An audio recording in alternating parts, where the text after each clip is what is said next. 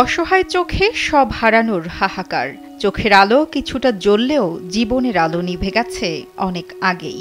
এক মুঠো খাবারের আশায় মানুষের দাঁড়ে দাঁড়ে ঘুরে করেন ভিক্ষাবৃত্তি। শেষ বয়সে একটা ঘর হবে সেই আশায় ভিক্ষা করে জমানো 15,000 টাকা তুলে দেন আওয়ামী লীগের এক নেতার হাতে। কিন্তু সেই টাকাও মেরে দেন তিনি। 2 বছর পার হলেও কষ্টে জমানো টাকা এবং ঘর কোনোটি মেলেনি তার। অসহায় চোখে মুখে এখন শুধুই দীর্ঘশ্বাস। কত কান্দন কাঁদছি আমি, টান নাকি কত কান্দন কাঁদছি আমি। জেলের মধ্যে বাড়ি গেছি, ওই বিড়ির বাড়ি গেছি, আর পান নথ ছিল না, পড়ে গেছি। মুক্তিযুদ্ধের সময় স্বামীকে হারিয়েছেন কুটি খাতুন। তার মৃত্যুর পর খেয়ে না খেয়ে কোনো মতে লড়াই করে বেঁচে আছেন 82 বছরের এই বৃদ্ধা। তিনি ফরিদপুরের নগরকান্দা উপজেলা চর যশোরদী ইউনিয়নের বড় শ্রীবর্দী গ্রামের মৃত ইউসুফ মাতুব্বরের স্ত্রী। নিজের কোনো বসতঘর না থাকায় বসবাস করছেন প্রতিবেশীর এক ঝুপড়ি ঘরে। আমার শাশুড়ি ভিক্ষা করে টাকা দিতে হবে, রাস্তা দেওয়া যাবে। ওনার ছেলে যাই নিয়ে আসলো, আরো আমার কাপা ওষুধের সাথে আমিও গেছিলাম, টাকা দিয়ে দিচ্ছি। উনি ভালো নয়, তুই ভিক্ষা করে খা। ওনার একটা ছেলে তা বাদাইবে কোথায় কোথায় থাকে। লাগলো আমাকে দিল না, এই বুড়ে মহিলাটা ধরে ধরে ঘুরে আনছে, এমনি দিবা দেয় না, আমাকে সাক্ষী রাখছিল।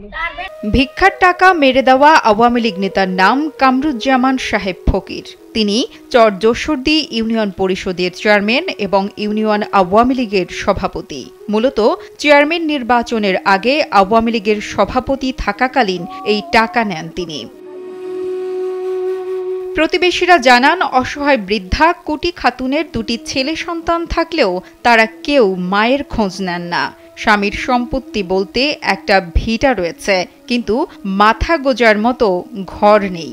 প্রতিবেশীর একটা ঝুপড়ি ঘরে থেকে ভিক্ষা করে পেট চালান তিনি। বর্তমানে অনাহারে অর্ধাহারে কাটছে অসহায় বৃদ্ধার জীবন। সবাই তো চালছে ওই খাইছে রয়েছে, ওই করা পাক নিচ্ছে ভিক্ষা করে, মানে সাজা দিচ্ছে, ওই যে দিচ্ছে, ওই যে ফেতরা ফুতরে দিচ্ছে, এই গুছাই গাছাইয়া বান্ধবী সান্দিয়ে গেছে, বিক্রি করে গুছাই গাছাই আনছে, বুঝলেন না? বুঝলি মানুষ আর কোথায় পাবে টাকা? তারা সত্য 15,000 টাকা দিছে, বলছে মা আমার টাকা করে নিছে, চেয়ারম্যান সাহেব ঘর দিল না, এই কথা বলছে আমার কাছে। কুটি খাতুন অভিযোগ করে বলেন, সরকারি ঘর দেওয়ার কথা বলে গত 2 বছর আগে চেয়ারম্যান কামরুজ্জামান সাহেব ফকির তার কাছ থেকে 15,000 টাকা নেয়। এরপর 2 বছর পেরিয়ে গেলেও মেলেনি একটা ঘর। নিজের একটা আশ্রয়স্থলের জন্য আওয়ামী লীগ নেতার দাঁড়ে দাঁড়ে ঘুরে ক্লান্ত এখন কুটি খাতুন। ওর কষ্ট কামাই, তা দেব না আমি। ওই ফাঁসি করে দিলি ঘর আসবে, 2 বছর হয়ে গেছে। হ্যাঁ, সেই ফাঁসি করে দেও তা কালি করে না রে, আমি টাকা চাবো না। হ্যাঁ, সাথে ভিতরে ওই নিয়ারা জেলায় টাহানো হয়ে গেছে, ওর নাতি হয়ে গেছে, যে টাকা দিয়েছি। এই যে চেয়ারম্যান বাসায় যাবে, এই যে পাশে বসে আমি গুনে পাশের কাছে দিলাম, ফাঁসি আবার আমার কাছে দিলাম, আমি আবার চেয়ারম্যান হাতে দিলাম। তবে বৃদ্ধা কুটি খাতুনের ভিক্ষার টাকা নেওয়ার বিষয়ে অস্বীকার করেন অভিযুক্ত চেয়ারম্যান মোহাম্মদ কামরুজ্জামান সাহেব ফকির। তিনি বলেন, কুটি খাতুনকে তিনি চেনেনই না, কে বা কারা তার নামে মিথ্যা অভিযোগ ছড়াচ্ছে। আমি কোনো ঘর টর দেইও নাই, আর কারো কাছ থেকে 10টা টাকাও নেই। আমি একটা ব্যাপারে একটু শুনছি যে এক মহিলা আর এক মহিলার কাছ থেকে করে টাকা 13,000 না কত টাকা আনছিল, সেই টাকা সে 10,000 টাকা ফেরত দিয়েছে, 3,000 দেয় নাই। এই বিষয়টা আমি শুনছি, আমার কাছে আমার কোনো নলেজেই নাই, আমি কোনো টাকা পয়সা হাত দিয়ে ধরিও নাই, জানিও না। এ বিষয়ে নগরকান্দা উপজেলা নির্বাহী কর্মকর্তা কাফি বিন ফকির বলেন, বিষয়টি তদন্ত করা হবে।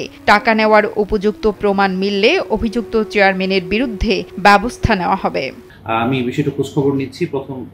প্রথমত এটা হয়েছে কিনা আমি আপনাকে জানিয়ে রাখি, মাননীয় প্রধানমন্ত্রীর আশ্রয় প্রকল্পের টাকার বিনিময়ে ঘর বরাদ্দ দেওয়ার কোনো রকম কোনো সুযোগ নাই। এবং আপনি নিশ্চয়ই অবগত আছেন, 2023 সালে ইতিমধ্যে এই নগরকান্দা উপজেলাকে কিন্তু ভূমিহীন এবং গৃহহীন মুক্ত ঘোষণা করা হয়েছে। এরপরও যদি এমন হয় যে কেউ হয়তো আগে এখানে ছিলেন না, তিনি হয়তো কোনো কারণে বাদ পড়েছেন বা অন্য কোনো উপজেলায় থাকেন, তাহলে তাকে আমরা ঘর দেওয়ার ব্যবস্থা আমরা করবো। প্রতিবেশীরা বলছেন, গরিব বৃদ্ধা মহিলাকে ঘর না তুলে দিলেও তার টাকা অন্তত ফেরত দেওয়া উচিত ছিল। একজন অসহায়ের টাকা এভাবে আত্মসাৎ করা ন্যাক্কারজনক বলেও দাবি করেন তারা। নুসরাত জাহান কলি, কালবেলা।